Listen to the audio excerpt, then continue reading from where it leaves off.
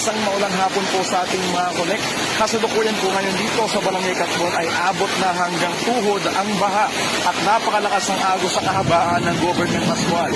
Ang Government Pascual dito sa Katmon ay kadalasang dinaraanan ng mga jeepney mula monumento hanggang Hulo.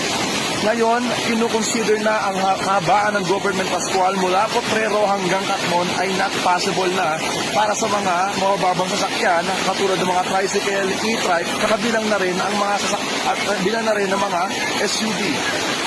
Pero katulad sa nangyayari ngayon, kahit ganun pa man kalakas ang ulan at bagyo, patuloy pa rin ang kasiyahan ng mga tao dito sa Barangay Katmon at masasaksihan nga natin sa mga videos na nagtutulong-tulong pa rin sila kahit na hanggang tuhod na ang baha, hirap na silang ihaon ng kanilang mga gamit.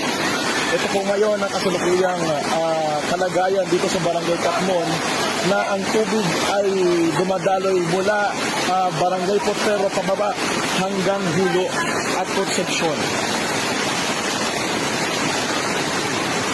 Kung makikita naman po natin, halos lahat ng mga tao ay naglalakad na lamang at wala ng mga sasakyang dumaraan. Kung meron man ay ito ay umihinto na lang dahil hindi na kayang daanan o lagpasan ang baha dahil sa sobrang taas na nito. Umabot na nga sa 90 meters ang Lamesa Dam at umabot na rin sa critical level na nagsisenyales sa magpapakawala na ang Lamesa Dam sa ngayong darating gabi. Ito lamang ang live update dito sa Katmon.